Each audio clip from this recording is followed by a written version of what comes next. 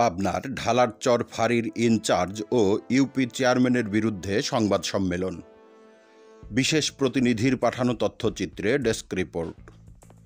আমিনপুর থানাধীন ঢালারচর ইউনিয়নের গোয়ালনগর ফাঁড়ির ইনচার্জ মোশাররফ হোসেনের বিরুদ্ধে ভুক্তভোগী নূর আলী মণ্ডলকে আদালত হতে মামলা উঠিয়ে নেয়ার চাপ প্রয়োগের ও ইউনিয়ন পরিষদ চেয়ারম্যান কুরবান সর্দারের বিরুদ্ধে ভুক্তভোগীর কাগজপত্র না দেখেই বিবাদী পক্ষে রায় প্রদান করার অভিযোগে এক সংবাদ সম্মেলন অনুষ্ঠিত হয়েছে।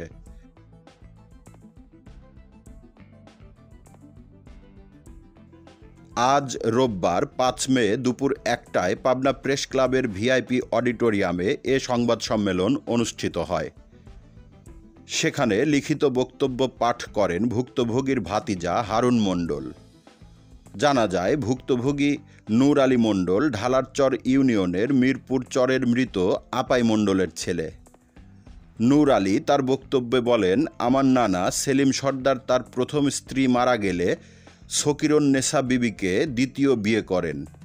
বাংলা ১৩৫৪ সালের ৩রা বৈশাখে সকিরনের দেনমোহর পরিশোধ বাবদ ৩.৩৯% জমি লিখে দেন। এরপর তার ওয়ারিশগণ ১০০ বছর যাবৎ বাড়িঘর নির্মাণ করে ভোগ দখল করছে সে জমি। এদিকে সেলিম সর্দারের প্রথম স্ত্রীর ছেলে স্বরূপ সর্দার এবং স্বরূপ সর্দারের ছেলে মেসেল সর্দার ও করিম সর্দার, করিম সর্দারের ছেলে আলিয়ার সর্দার ও করিমের ভাগিনা জিলাল মণ্ডল এই জমি দাবি করে ঢালারচর ইউনিয়ন পরিষদে বিচার প্রার্থনা করে। চেয়ারম্যান কুরবান সর্দার আমার কাগজপত্র না দেখেই বিবাদী পক্ষে রায় প্রদান করেন। তখন আমরা ন্যায় বিচারের আশায় পাবনা জজ কোর্টে একটি মামলা দায়ের করি। ইতোপূর্বে বিভিন্ন সময়ে তারা জমি দাবি করে সালিশ করলেও আমার বৈধ কাগজ দেখে রায় আমার পক্ষে আসে। এদিকে গোয়ালনগর ফাঁড়ির ইনচার্জ মোশাররফ হোসেন আমাকে বিভিন্নভাবে ধমক দিয়ে ভীতি প্রদর্শন করে আদালত থেকে মামলা উঠিয়ে নেওয়ার চাপ প্রয়োগ করছেন। আমরা লেখাপড়া না জানা অসহায় গ্রাম্য মানুষ।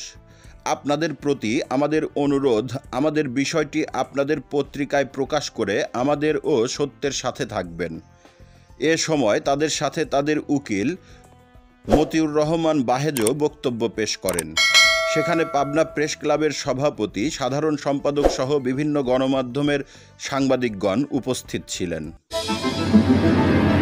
সিএনএফ টিভি, আমাদের দৃষ্টি জুড়ে বাংলাদেশ।